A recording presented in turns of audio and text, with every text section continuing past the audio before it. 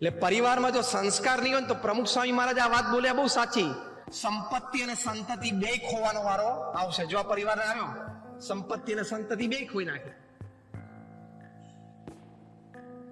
તો આ પરિવાર માટે ખૂબ જરૂરી છે. ત્રીજી વાત, કંઈક નાની મોટી સમાજ સેવાનો પણ શુભ સંકલ્પ કરજો, તમને આનંદ આવશે. અમેરિકાના એક રિસર્ચ પ્રમાણે તમે અઠવાડિયે 2 કલાક પણ નિસ્વાર્થ ભાવે કોઈ સમાજ સેવા કરો, જે પણ તમને ગમે, કોઈને અનાથ આશ્રમ, કોઈને બાલાશ્રમ, કોઈને કોઈ શિક્ષણની પ્રવૃત્તિ, કોઈને કોઈ મેડિકલ પ્રવૃત્તિ, જે પણ તમને ગમે, પણ ત્યાં અઠવાડિયે 2 કલાક આપજો. ત્યાં તો રિસર્ચમાં એવી ખબર પડી કે તમને કદાચ કોઈ સમાજ સેવાની પ્રવૃત્તિ ન મળે ને તો બાજુમાં કોઈ હોસ્પિટલ હોય ને ત્યાં જઈને કચરો વાળી આવજો 1 કલાક. એના શારીરિક લાભ છે, માનસિક લાભ છે અને આંતરિક લાભ છે. સ્ટ્રેસ, તણાવ ઓછો થાય છે, થાક ઓછો થાય છે, કુવિચારો ઓછા આવે છે, સદવિચાર, સદપ્રવૃત્તિ, સદભાવના એ વધે છે. આ બધું સાયન્ટિફિકલી પ્રૂવ છે. હું ખાલી શ્રદ્ધાથી વાત તમને કરું છું એવું નથી. I am also man of science. એટલે હું તમને વિજ્ઞાન અને લોજિકથી પણ વાત કરીશ, અને મેન ઓફ સાયન્સની સાથે મેન ઓફ સ્પિરિચ્યુઆલિટી પણ છું, એટલે શ્રદ્ધા અને વિશ્વાસથી પણ વાત કરીશ. I'll put a combination of logic, science, faith. તો પ્રૂવ થયેલું છે કે તમને સમાજ સેવાથી આનંદ છે, અને સમાજ સેવકો હોય એના ચહેરા ઉપર તમે આનંદ. આજે સવારે જ એક બહુ રાષ્ટ્રીય કક્ષાના, રાષ્ટ્રીય દરજ્જાના એક સમાજ સેવક એ ત્યાં બરોડામાં અમારા મંદિરે આવેલા. પછી અમે બેઠા ને લગભગ 20-25 મિનિટ અમારે સાહજિક બધી વાર્તાલાપ થયો. બહુ જ મોટી સંસ્થા, પણ હું તમને હૃદયપૂર્વક કહું કે એના ચહેરા ઉપર જે સાત્વિકતા હતી, એમના ચહેરા ઉપર જે આનંદ હતો, એ વેસ્ટ વોટર મેનેજમેન્ટમાં પીએચડી થયેલા છે, મોટી કંપનીના માલિક, પણ એ બધું એમના નાના ભાઈને આપી દીધું કે મેં 50 વર્ષ ઘણું કર્યું, હવે છોકરા કરશે, નાનો ભાઈ કરશે, એમ કરીને સોંપી દીધું. ફૂલ ટાઈમ સમાજ સેવા.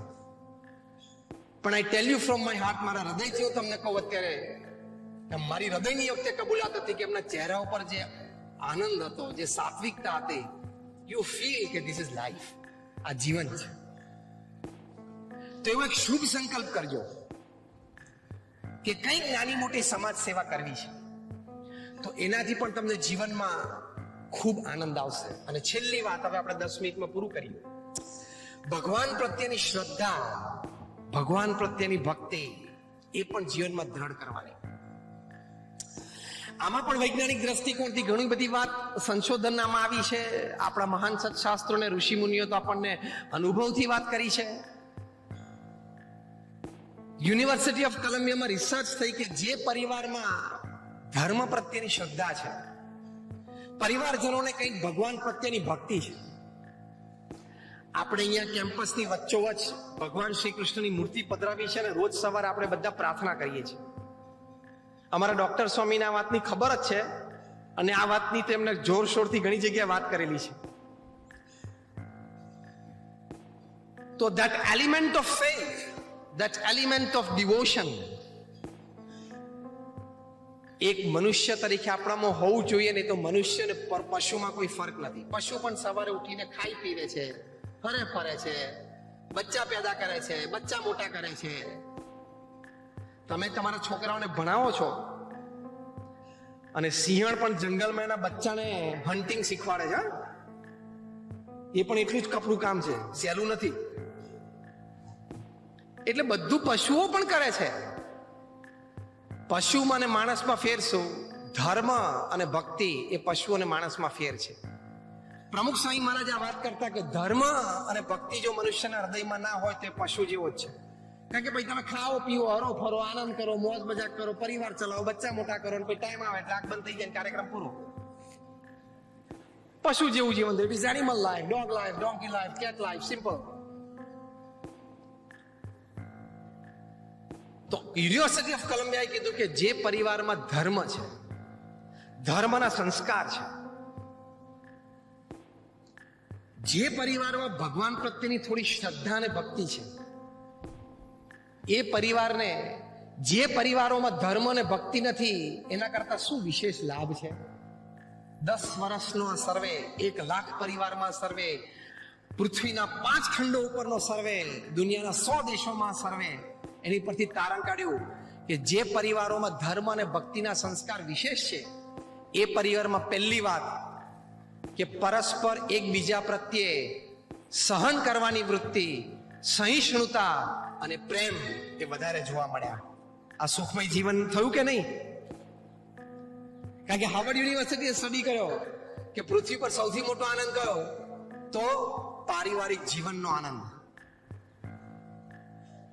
બીજી વાત કરી કે જે પરિવારોમાં ધર્મ અને ભક્તિ છે, પરિવારને બીજો શું લાભ છે કે એ લોકોના બાળકોના એકેડેમિક રિઝલ્ટ્સ, એટલે શૈક્ષણિક પરિણામો જે પરિવારમાં ધર્મ અને ભક્તિ નથી એના બાળકો કરતા સારા દેખાણા. ત્રીજું કીધું કે ધર્મ અને ભક્તિ જેના પરિવારમાં હોય એ પરિવારોના બાળકોમાં સ્કૂલની ફરિયાદો ઓછી આવે છે. ચોથી વાત કરી ધ ઓવરઓલ હેલ્થ, એ કે જે પરિવારોમાં ધર્મ અને ભક્તિના સંસ્કાર છે એ પરિવારજનોની ઓવરઓલ એનું સ્વાસ્થ્ય એ ધર્મ અને ભક્તિ નથી એવા પરિવારોના સ્વાસ્થ્ય કરતા ઘણું સારું જણાણું. તો આ બધું સુખમય જીવન માટે નથી આવતું? ધર્મ અને ભક્તિના સંસ્કારથી તમારા બાળકોનો અભ્યાસ જો સારો થતો હોય, તમારા બાળકોની ફરિયાદો ઓછી આવતી હોય, તમારું બધાનું પરિવારમાં બધા જ પરિવારજનોનું સ્વાસ્થ્ય સારું રહેતું હોય, તમારા પરિવાર વચ્ચે ટોલરન્સ, એક્સેપ્ટન્સ, એડજસ્ટમેન્ટ એટલે કે સહિષ્ણુતા, પ્રેમ, લાગણી, સહન કરવું એ વધી જતું હોય, તો એ સુખમય જીવન યાત્રા નથી? યસ ઓર નો? એ સુખમય જીવન યાત્રા છે. તો આ સાયન્ટિફિકલી સર્વેથી પ્રૂવ થયેલું છે.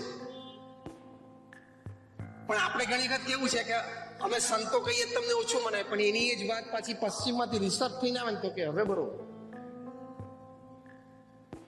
આપણે કહીએ ને કે યોગ કરો તો યોગ ના કરે, પણ એ યોગ અમેરિકા જાય, યોગ વાયોજી યોગની પાછળ બિગ ઇન્ફ્લેટેડ અમેરિકન એ લાગે યોગા, અને પાછું આવે ને એટલે કે હવે કરું. આપણી માનસિકતા એ છે. પણ આ હકીકત છે. એક છેલ્લો પ્રસંગ કહીને પૂરું કરું. જો ભગવાન પ્રત્યેની શ્રદ્ધા અને ભક્તિ તમને પ્રેક્ટિકલી શું લાભ આપે છે? Let us talk practical. આપણે થિયરીની વાતો નથી કરતા. રોજિંદા જીવનમાં મિનિટ ટુ મિનિટ તમને શું લાભ થાય છે? તો સૌથી મોટો લાભ એ છે કે કપરી પરિસ્થિતિ, પ્રતિકૂળ સંજોગોમાં તમને આ વાત સ્થિરતા આપશે, બે બાકડા થતા બચાવશે, સ્ટ્રેસ લેવલ તમારો ઓછો કરશે અને તમને આપઘાતમાંથી પણ બચાવશે.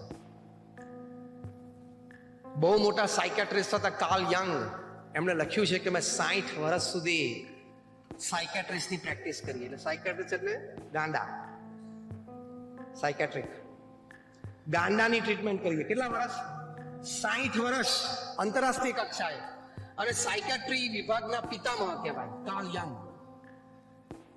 એમણે કહ્યું કે મેં 60 વર્ષ સુધી ગાંડાઓની ટ્રીટમેન્ટ કરી છે એને સાજા કરવા માટે. હવે વાક્ય સાંભળજો. ડોક્ટર કાર્લ યંગે કહ્યું કે 60 વર્ષ મેં ગાંડાઓની ટ્રીટમેન્ટ કરી, પણ એક પણ પેશન્ટ મારી પાસે એવો નહોતો કે જે ભગવાનમાં એને શ્રદ્ધા અને ભક્તિ હતી અને મારી ટ્રીટમેન્ટની જરૂર પડી હોય. સ્થિરતા, સ્ટેબિલિટી. 1972ની સાલમાં યુગાન્ડામાં ઈદી અમીનને રાતોરાત સપનું આવ્યું કે બધા એશિયનોને કાઢો. આપણા બધા ગુજરાતી ત્યાં યુગાન્ડામાં બધા લાખોપતિ અને કરોડોપતિ હતા, મર્સિડીઝ ફેરવતા હતા.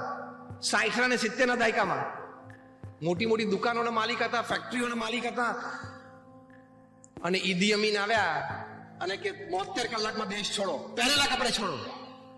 અને સૈનિકો ઘરે ઘરે ગયા કાઢવા માટે. પહેરેલા કપડે નીકળે તો શૂટ કરી દઈએ. ઘણાને શૂટે કર્યા. પણ યુગાન્ડા બ્રિટિશ કોલોની હતી એટલે બધા પાસે બ્રિટિશ પાસપોર્ટ હતો. પણ ઘણા બધા વૃદ્ધો હતા કે આપણે 60-70 થઈ ગયા, આપણે ભારત પાછા જવાના 10 વર્ષ છે. ઘણા યંગસ્ટર હતા ને બધા લંડન ગયા. 72 કલાકમાં તો બધા જ એશિયન્સને યુગાન્ડામાંથી કાઢી મૂક્યા. અને યુગાન્ડા એવો દેશ છે ઈસ્ટ આફ્રિકાનો જેની માટે કહેવત છે કે રાત્રે તમે સાવેણાની સળી એ જમીનમાં નાખીને સૂઈ જાઓ એટલે સવારે એની પર ગુલાબ આવી ગયું હોય, એટલી ફળદ્રુપ જમીન, દુનિયાની સૌથી ફળદ્રુપ જમીન. હા, રાત્રે તમારે સામેણાની સળી જમીનમાં ઊભી રોપી દેવાની અને સવારે એની પર ગુલાબ આવી ગયું હોય. આ કહેવત છે કે જમીનની ફળદ્રુપતા વર્ણવવા માટેની કહેવત છે. આ બધા લંડન ગયા, મર્સિડીઝ ફેરવતા હતા, એ બધા બીજે દિવસે સવારે લંડનમાં ઘરે ઘરે છાપા નાખવા જતા હતા.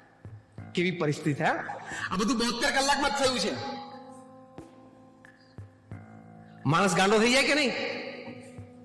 કોઈના દુકાનમાં કચરા પોતા કરવા માટે રહ્યા, 72 કલાકમાં પહેલા એની પાસે 6 બેડરૂમનું એર કન્ડિશન હાઉસ હતું અને ઘરમાં 10 આફ્રિકનો કામ કરતા હતા, અને 72 કલાક પછી એ લંડનમાં કોકની દુકાનમાં કચરા પોતા કરતા હતા. શું પરિસ્થિતિ થાય? પણ ચાર્લ્સ કનિંગહેમ નામના એક બ્રિટિશ ઇતિહાસકારે લખ્યું કે આ બધા ગુજરાતીઓ અને બધા ઇન્ડિયન્સ એ યુગાન્ડામાં આવી સાહેબી છોડીને અહીંયા આવ્યા, રાતોરાત આવવું પડ્યું, પહેરેલા કપડે કાઢી મૂક્યા. એરપોર્ટ ઉપર ઈદી અમીનની આર્મી ઊભી રહેતી હતી, વીટી પણ ભૂલથી કોઈ લઈ જાય શકે, વીટી પણ ચેક કરે, ગળાનો ચેન હોય એ પણ ચેક કરે, વોલેટ પણ કાઢી લે, અને બૂટ સારા દેખાય તો બૂટ પણ કાઢી લે. ચાર્લ્સ કનિંગહેમ લખે છે કે આ બધા અહીંયા આવ્યા, હું એમાંના ઘણા બધાને મળ્યો છું. દુઃખ હતું એ લોકોને, એમાં બે મત નથી, ઘણો આઘાત લાગેલો, પણ એ લોકો આકુળ વ્યાકુળ નહોતા, એ લોકો બે બાકરા નહોતા થઈ ગયા, જીવન હારી ગયા છે એવું એ લોકોને મનમાં નહોતું. એ લોકો જે કામ મળ્યું કરવા માંડ્યા, એની પાછળનું રહસ્ય શોધવાનો મેં પ્રયત્ન કર્યો. પછી ચાર્લ્સ કનિંગહેમ લખે છે કે બધાનો ઇન્ટરવ્યુ મેં લીધો, બધાના મોઢામાં એક જ શબ્દ હતા કે યુગાન્ડામાં જાહો જલાલી, સાહેબી અને મોજ શોખ હતા એ ભગવાનની ઈચ્છા, અને આજે અહીંયા કચરા પોતા કરીએ છીએ એ ભગવાનની ઈચ્છા, અહીં મહેનત કરી લેશું. આ ભગવાનમાં શ્રદ્ધાનો મોટો લાભ છે. નહીં તો રોજ સવાર ઉઠીને પ્રશ્ન, માને કેમ આવું થયું? બધાને સવાર ઉઠીને આ પ્રશ્ન હોય છે, કેમ આવું થયું? નહોતું થવું જોઈતું, મારી જોડે કેમ આવું થયું? ભાઈ નહોતું થવું જોઈતું, થઈ ગયું, હવે શું કરું? બોલ, રડવું છે, આપઘાત કરવો છે? ભગવાનમાં શ્રદ્ધા હશે તો વિચાર રહેશે, કલ જો થા વો ભી ભગવાન કી इच्छा, आज जो है वो भी भगवान की इच्छा, और कल जो होगा वो भी. चले यूनियन बैंक वाले ने मुख्य बात कर दी है हम, क्योंकि आप ज्यादातर हिंदी समझते हो, मैं समझ सकता हूं कि मैं गुजराती में बोल रहा था, इसलिए शायद आपको सब कुछ समझ में तो नहीं आएगा. हाँ, तो फिर अच्छी बात है. तो ये बात है भगवान की इच्छा. भगवान की इच्छा से होता है. આનો મતલબ એવો નથી કે પુરુષાર્થ ના કરવો, જંગી પુરુષાર્થ કરવો એ મનુષ્યનું કર્તવ્ય છે અને મનુષ્યનું ગૌરવ છે, પણ એ પુરુષાર્થ પછી જે પરિણામ મળે ને એ સ્વીકાર કરવો ભગવાનની ઈચ્છાથી, એ પણ મનુષ્યનું ગૌરવ છે. આ વાત આપણને શીખવાડવાની છે. બસ આ વાત એક શીખી જાવ ને, તમને આજે આખા પ્રવચનમાં એક વાત યાદ ના રહે તો આ વાત યાદ રાખજો કે હું મારી બુદ્ધિ, શક્તિ, આવડત, સંજોગો, વ્યવસ્થા, સહકાર થી બધો પુરુષાર્થ કરી લઈશ, લડી લઈશ છેલ્લા શ્વાસ સુધી, પણ પછી કદાચ મારી મનગમતી પદવી કે મનગમતું સ્થાન અથવા મનગમતો દરજ્જો કદાચ મને ન મળ્યો, એનાથી ઓછું મળ્યું, તો હું પ્રેમથી સ્વીકારી લઈશ. ભગવાનની ઈચ્છા, મારા પ્રાર્થમાં કદાચ આટલું જ લખ્યું હશે, એ વિચાર સાથે તમે જીવો ને એટલે એક દિવસ પણ તમારું મોઢું ઉતરેલી કઢી જેવું ના થાય. પીધેલું એક દિવસ પણ નહીં. અને શું કામ મોઢું ઉતરેલું રાખીએ? શું કામ હતાશા અને નિરાશામાં જઈએ? એક તો જીવું 70-80 વર્ષ, એમાં રોજના 8 કલાક જો સૂઈએ તો 23 વર્ષ તો શું આમ જતા રહે? તો રહ્યું શું? એમાં મોઢું કરમાઈને શું કામ કરું? સવારથી તાજા જ રહેવાનું, આનંદમાં જ રહેવાનું. મળ્યું બહુ સારું, ના મળ્યું વધારે સારું. કેમ? મળ્યું એ મારી ઈચ્છા, ના મળ્યું ભગવાનની ઈચ્છા, કંઈક બીજું હશે. આ વિચારથી જીવન અને જીવન યાત્રા સુખમય રહે. તો આપ સર્વે માટે અમે પ્રાર્થના કરીએ છીએ. ફરી વખત સૌજીભાઈનો ખૂબ ખૂબ આભાર.